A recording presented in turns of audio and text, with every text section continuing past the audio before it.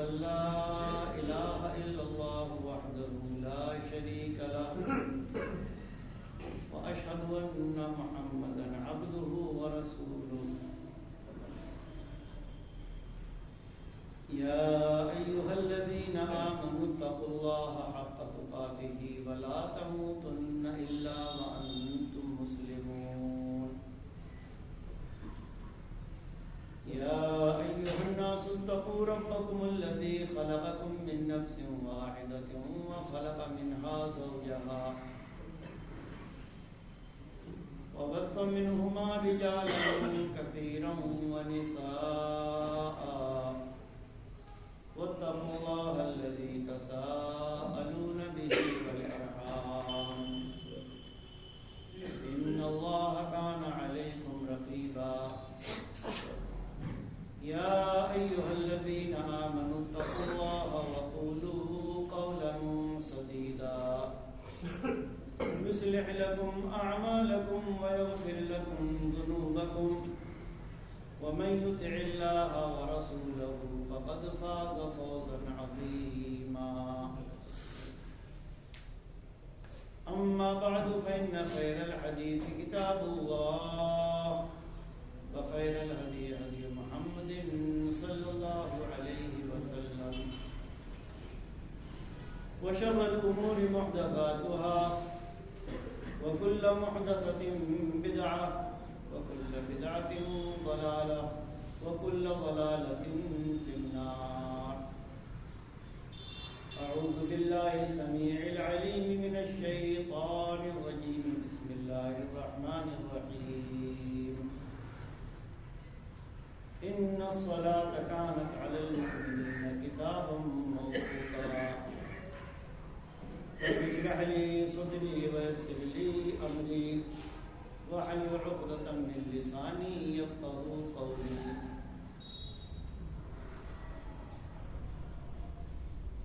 حاضرین جماعہ، بزرگوں، دوستوں اور خواتین ملت اسلامیہ،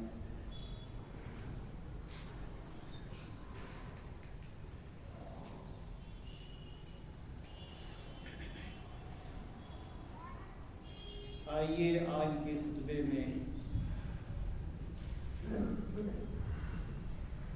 کچھ گفتگو کی جائے قرآن و حدیث کی روشنی میں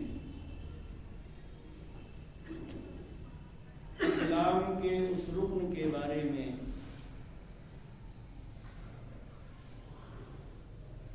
کہ جو ایک مسلمان کے لیے، ایک مومن کے لیے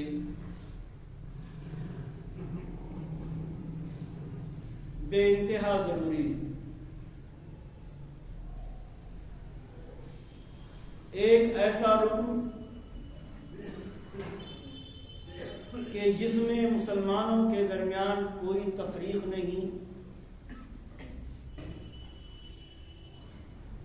اس معنی کر کہ رمضان مسلمانوں پر فرض ہے،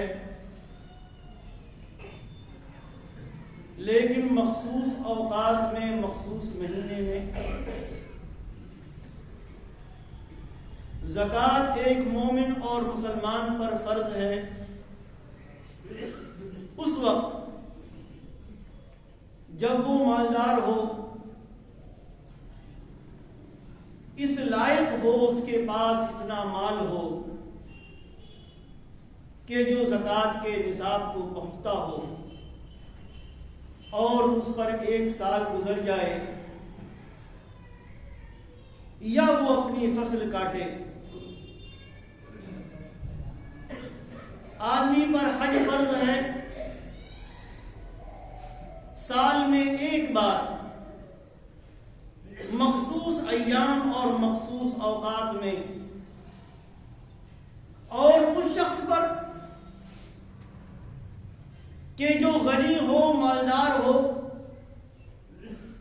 اور اگر آج کل کے دور کی بات کریں تو اس کے اپنے اخراجات، اس کے گھر والوں کے اخراجات سے الگ تقریباً تقریباً 3-4 لاکھ روپے اس کے پاس ہوں، لیکن اسلام کی ارکان کہ جن پر پیارے نبی صلی اللہ علیہ وآلہ وسلم نے اسلام کی بنیاد بتائی ہے، ان میں ایک رکن ایسا بھی ہے کہ جس کے لیے مالداری کی ضرورت نہیں، جس کے لیے سال کے مخصوص ایام کی ضرورت نہیں، جس کے لیے طاقت و قوت ہونے والا ہونا ضروری نہیں، جس کے لیے اور بہت ساری چیزیں نہیں، بلکہ وہ مالدار ہو، وہ غریب ہو، وہ سفر میں ہو، وہ اپنے گھر پر ہو، حتیٰ کہ اگر وہ بیماری کے عالم میں اپنے بستر پر بھی پڑا ہوا ہے اور اس کو ہوش و حواس ہے، وہ مجنون نہیں، اس کی عقل زائل نہیں ہوئی ہے، اگر وہ ہوش و حواس میں ہے تب بھی اس پر لازم اور ضروری ہے۔ مقصد ہے میرا اسلام کا وہ رکن جس کو صلاۃ کہا جاتا ہے، جس کو نماز کہا جاتا ہے۔ ایک آدمی نے اقرار کیا اشہد ان لا الہ الا اللہ واشہد ان محمدا عبدہ ورسولہ، اب زکوٰۃ اس پر فرض ہوگی جب اس کے پاس مال ہوگا، 1 سال گزر جائے گا۔ رمضان فرض ہوگا جب رمضان کا مہینہ آئے گا۔ حج فرض ہوگا جب ایام حج آئیں گے اور وہ مالدار ہوگا۔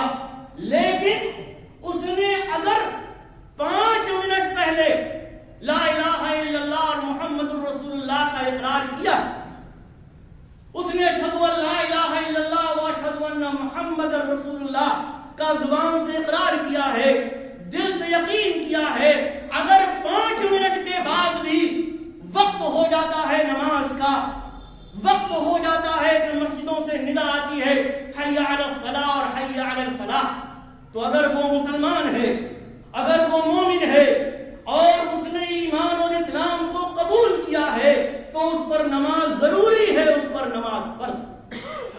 اگر وہ نماز نہیں پڑھتا، اگر وہ نماز ادا نہیں کرتا تو سوچ لے کہ کیا واقعی وہ مسلمانوں کی صف میں شامل ہو گیا ہے؟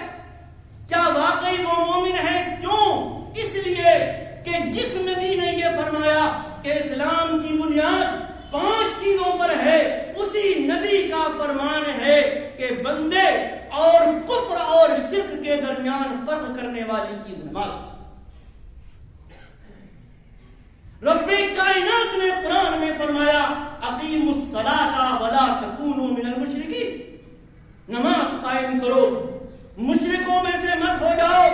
اگر ایمان لائے ہو، اگر مسلمان ہوئے ہو تو آپ قرآن کا مطالعہ کرو، پڑھو قرآن۔ 60 سے زائد جگہوں پر ہمیں اور آپ کو نماز کا ذکر ملے گا۔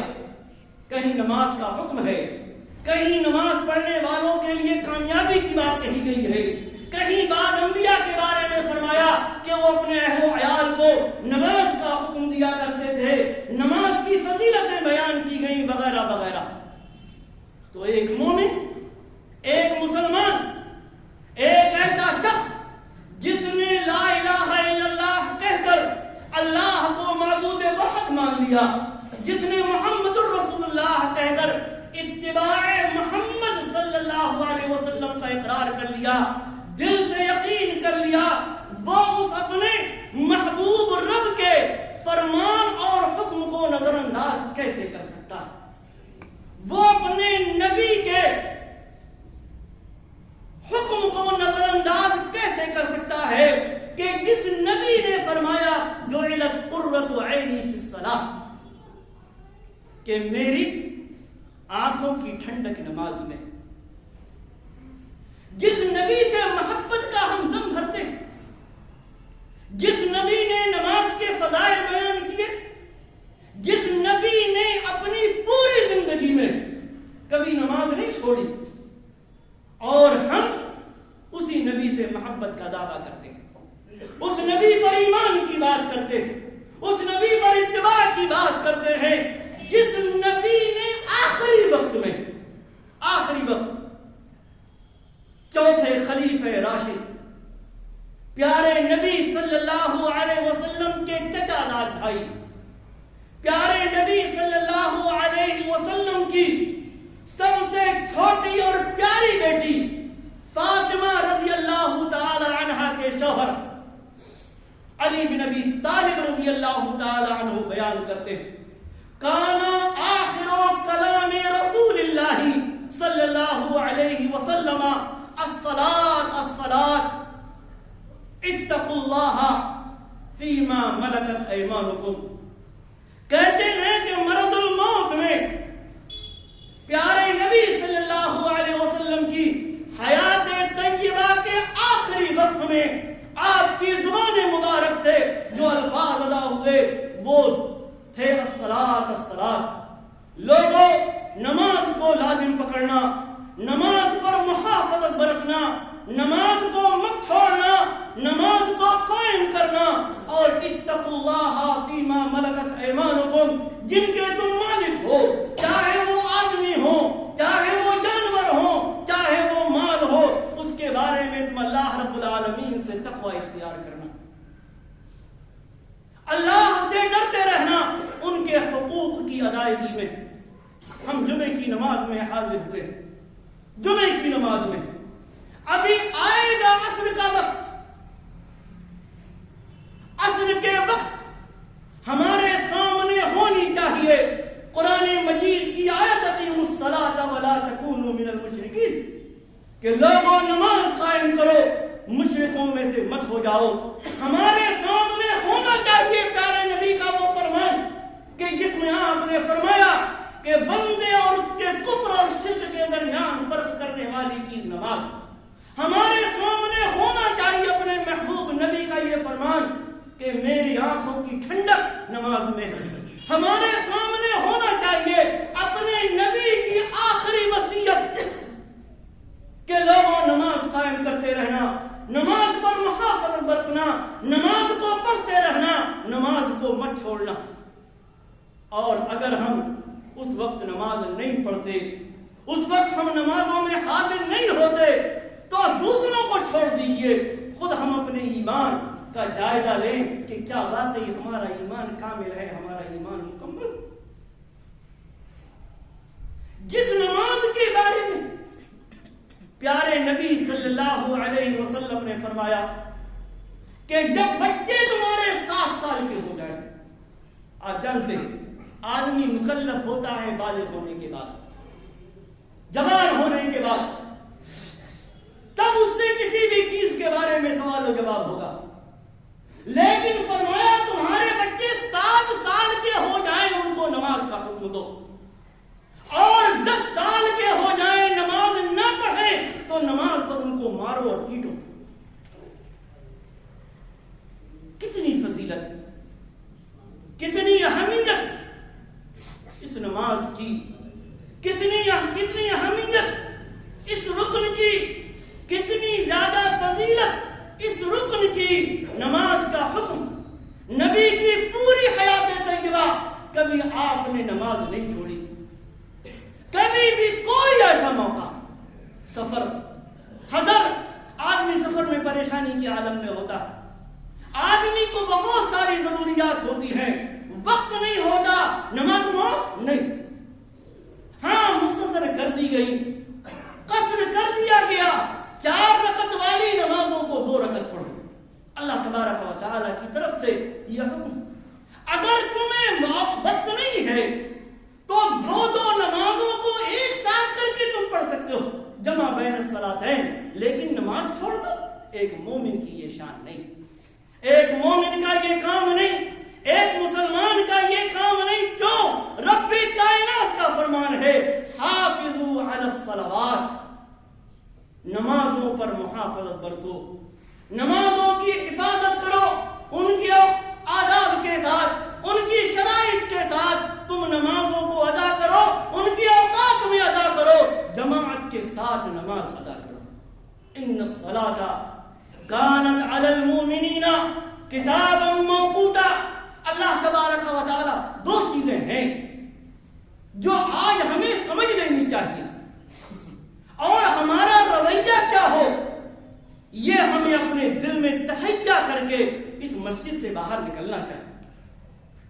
کہ کیا اگر واقعی ہم مومن اور مسلمان ہیں تو کیا ہمارے لیے نماز چھوڑنا جائز ہے؟ کیا ہمارے لیے نماز چھوڑنے کی اجازت ہے؟ ایک مرد کے لیے تو کوئی اجازت نہیں. ہاں، عورتوں کے بعد مخصوص حالات ہیں کہ جن میں ان کے لیے نماز چھوڑنا جائز ہے، جو اللہ تبارک و تعالیٰ کی طرف سے رخصت، ورنہ نہیں. بیمار ہے، تندرست ہے، گھر پر ہے، گھر سے باہر ہے، حتیٰ کہ حالت خوف میں ہے، حالت سفر میں ہے، بیماری کے عالم میں. پیارے حدیث میں پیارے نبی صلی اللہ علیہ وسلم نے فرمایا کھڑے ہو کر نماز پڑھ سکتے ہو، کھڑے ہو کر پڑھو. کھڑے ہونے کی طاقت نہیں ہے، بیٹھ کر پڑھو. بیٹھ کر بھی پڑھنے کی طاقت نہیں ہے، لیٹ کر پڑھو. اشاروں سے نماز پڑھو. لیکن نماز کسی حال میں بھی معاف نہیں ہے اگر آدمی ہوش و حواس میں ہے. اگر آدمی کی زندگی ہے، وہ ہوش و حواس میں ہے، نماز معاف نہیں. تو اور دوسری چیز، نماز مخصوص اوقات میں، جو اوقات ہیں ظہر کا، عصر کا، مغرب کا، عشاء کا، فجر کا، اور کیسے جو جہاں چاہے پڑھ لے. آج ایک فیشن بنا رکھا ہے ہم نے. مسجدوں کی ہمارے ہاں کوئی اہمیت نہیں. مسجدیں بنائی کس لیے جاتی ہیں؟ بنائی کیوں؟ خانے کا مکہ میں مسجد حرام موجود تھی، خانہ کعبہ موجود تھا.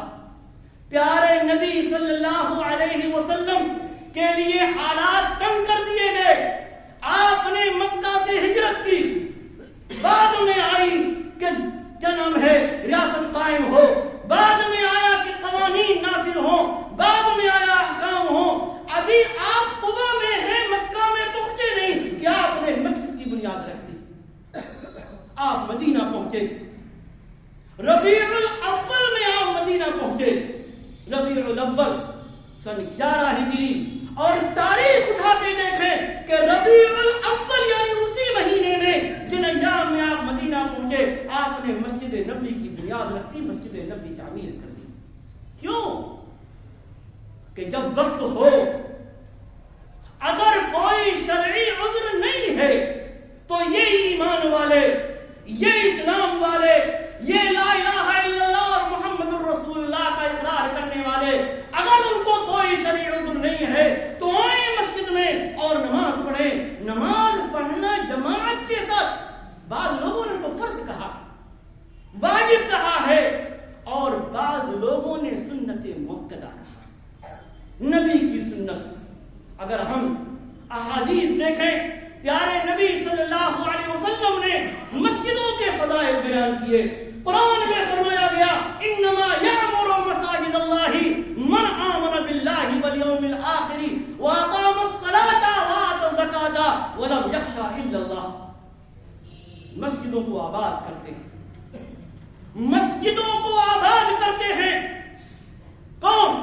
جو اللہ پر ایمان رکھتے ہیں، جو آخرت کے دن پر ایمان رکھتے ہیں، جو نمازیں قائم کرتے ہیں، جو زکات دیتے ہیں، اور جو اللہ کا خوف اور خشیت رکھتے ہیں.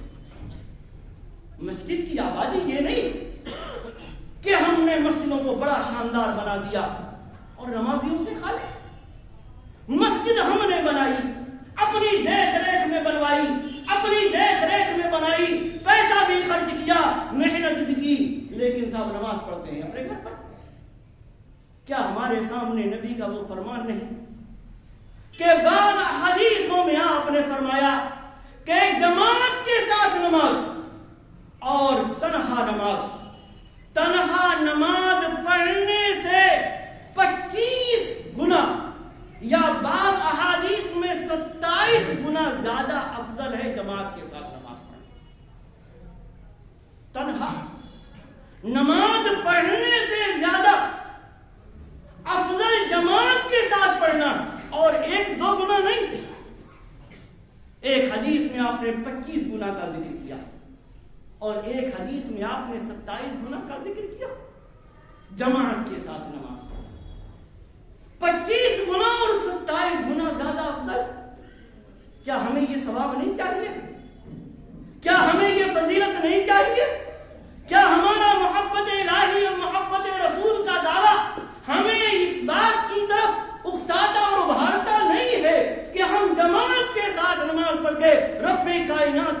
فضائل حاصل کرے.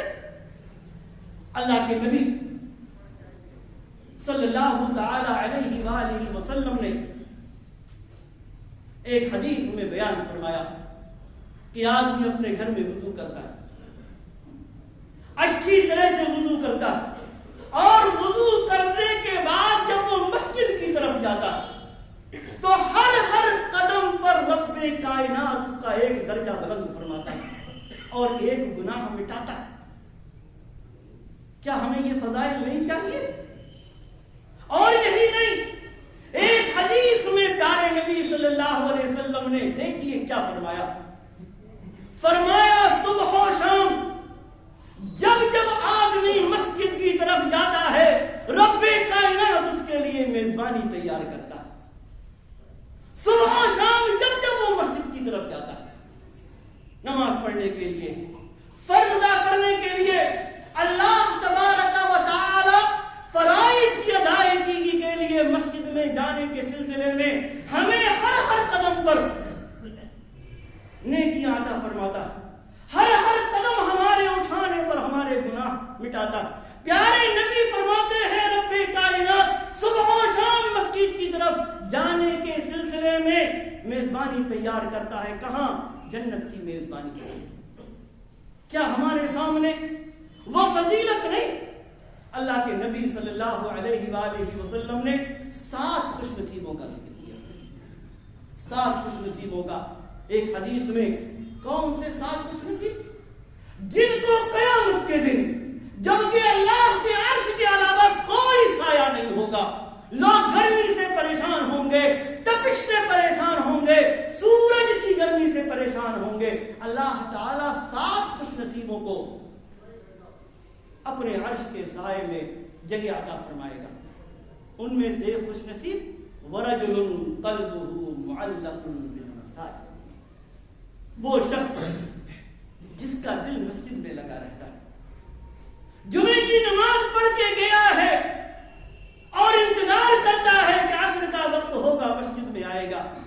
بس عصر کی نماز پڑھ کے نکلا تو سوچتا ہے کہ جیسے مغرب کا وقت ہوگا جاؤں گا اور مسجد میں نماز ادا کروں گا. اللہ تبارک و تعالی عرش کا سایہ نصیب فرمائے گا مسجدوں میں آ کر جماعت کے ساتھ نماز پڑھنے والوں کو.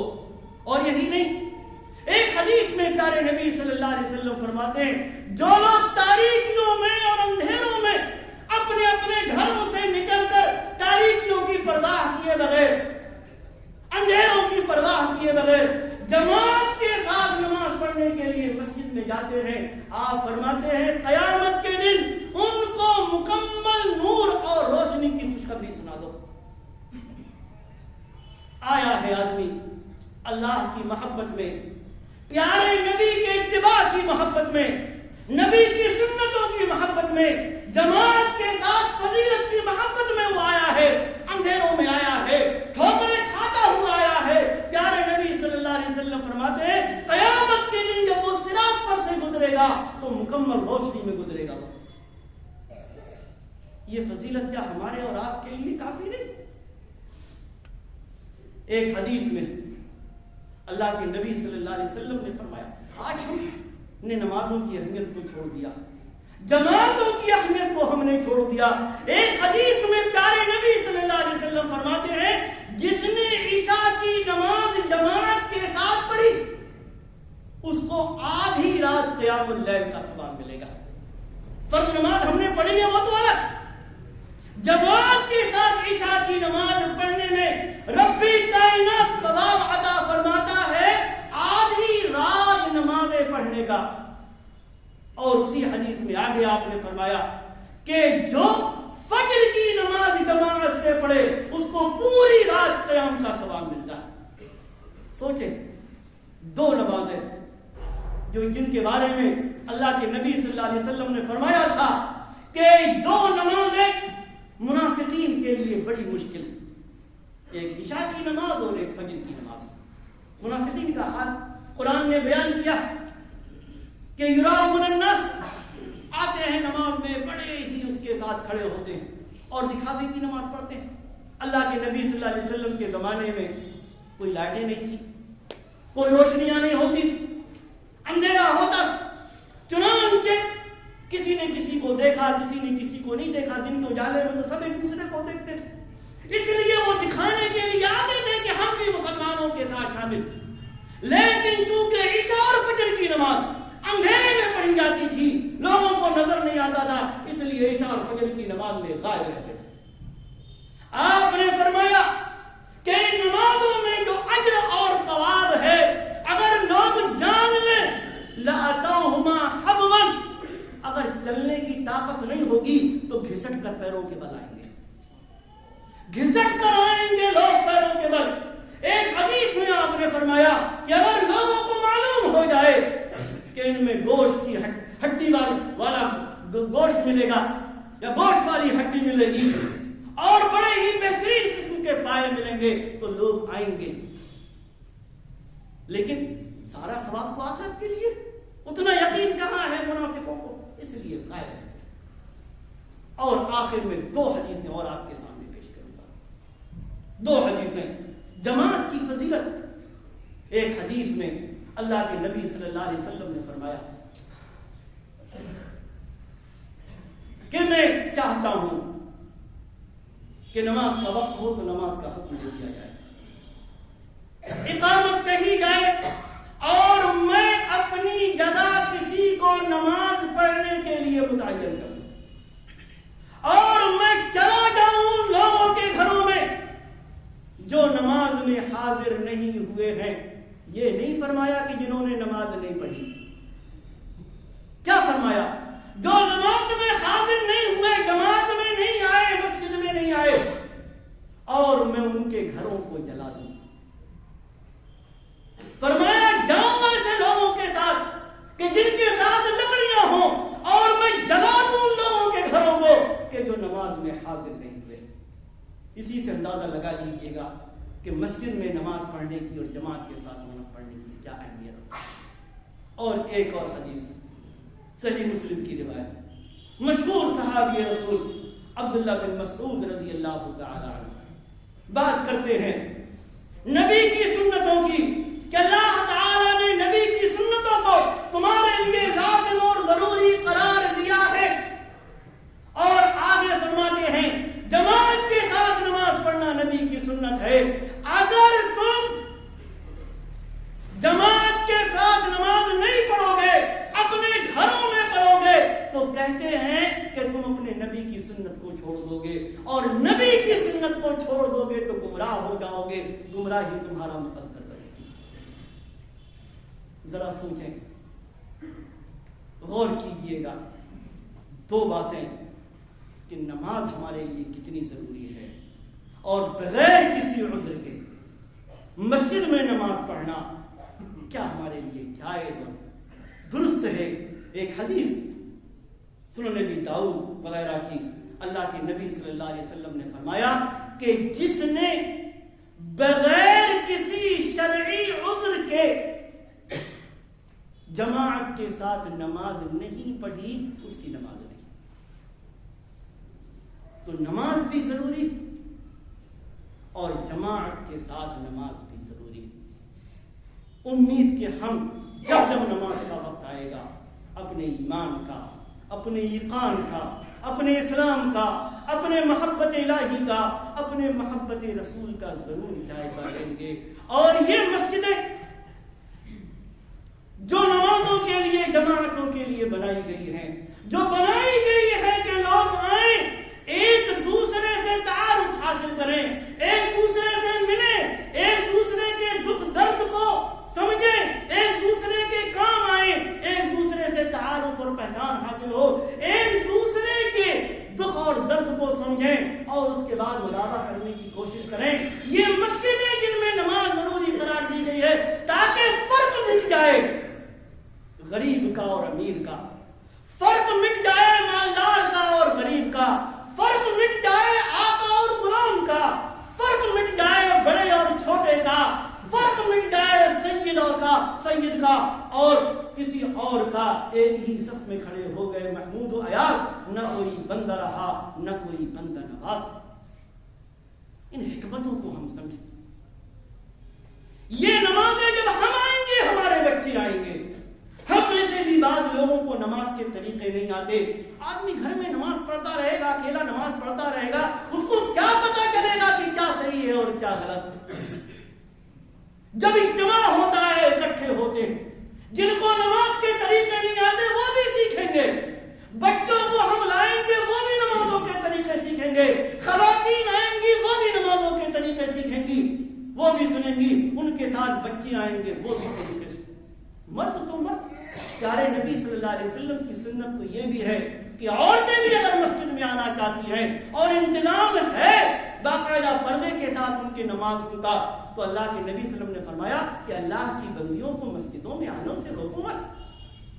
یہ تو بڑی مشہور حدیث ہے کہ اللہ کے نبی صلی اللہ علیہ وسلم نماز پڑھایا کرتے تھے, اور کسی خاتون کا اگر بچہ رو جاتا تھا تو آپ نماز کو مختصر کر دیا کرتے تھے. امید کہ ہم ان پہلوؤں پر غور کریں گے. اللہ تبارک و تعالی ہمیں نیک عمل کی توفیق عطا فرمائے. کتاب و سنت کی روشنی میں نماز کی اہمیت کو سمجھنے کی توفیق عطا فرمائے. صلاۃ باجماعت کی اہمیت کو سمجھنے کی توفیق عطا فرمائے.